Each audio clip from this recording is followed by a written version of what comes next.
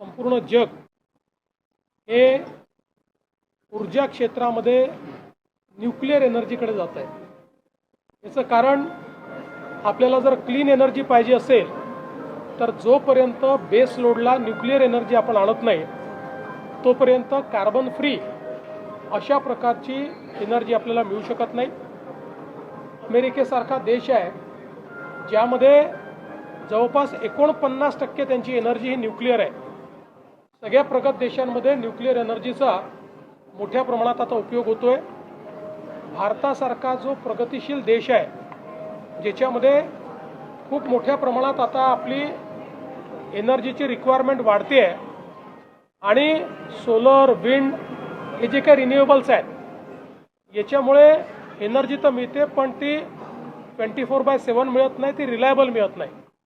त्यामुळे base load करता भारताला न्यूक्लिअर एनर्जीची आवश्यकता आहे आणि म्हणूनच पहिल्यांदाच भारत सरकारने शांती हा कायदा तयार केला आहे ज्याच्यामध्ये न्यूक्लिअर सिव्हिलियन यूज आता अलाउ केलेला आहे आणि त्यातनं काल आपण महाराष्ट्रामध्ये 25,000 मेगावॅटचे 4 करार हे न्यूक्लिअर एनर्जीच्या क्षेत्रामध्ये केलेले आहेत। आज मी इथे येण्यापूर्वी अमेरिकेचे कॉन्सुलेटने या ठिकाणी एक डेलिगेशन आणलं होतं ज्याच्यामध्ये 25 अमेरिकेतल्या जागतिक न्यूक्लिअर पॉवर कंपनीज आहेत, न्यूक्लिअर मॅन्युफॅक्चरिंग कंपनीज आहेत, ज्यांनी या समझोत्यानंतर भारतामध्ये आल्यानंतर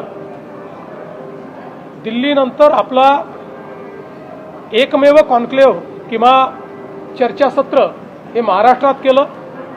त्या ठिकाणी आम्ही त्यांच्या समोर महाराष्ट्राचे प्लॅन्स काय आहेत पुढचे हे प्रेझेंट केलेलं आहे आणि त्यांनीही महाराष्ट्रामध्ये मोठ्या प्रमाणात न्यूक्लिअर ऊर्जेच्या क्षेत्रामध्ये त्या ठिकाणी इन्व्हेस्ट करण्याचा निर्णय केलेला आहे किंवा ते करण्याच्या मानसिकतेत आहेत। त्यामुळे देशामध्ये आता अणुऊर्जेमध्ये सुरुवातही महाराष्ट्रात झाली होती। आपल्याला माहिती आहे भाभा ॲटॉमिक रिसर्च सेंटर जे आहे तारापूर तिथनं सुरुवात झाली होती आणि आता पुन्हा या संपूर्ण न्यूक्लिअर एनर्जीच्या आंदोलनाला पुढे नेण्याचं काम महाराष्ट्र करेल।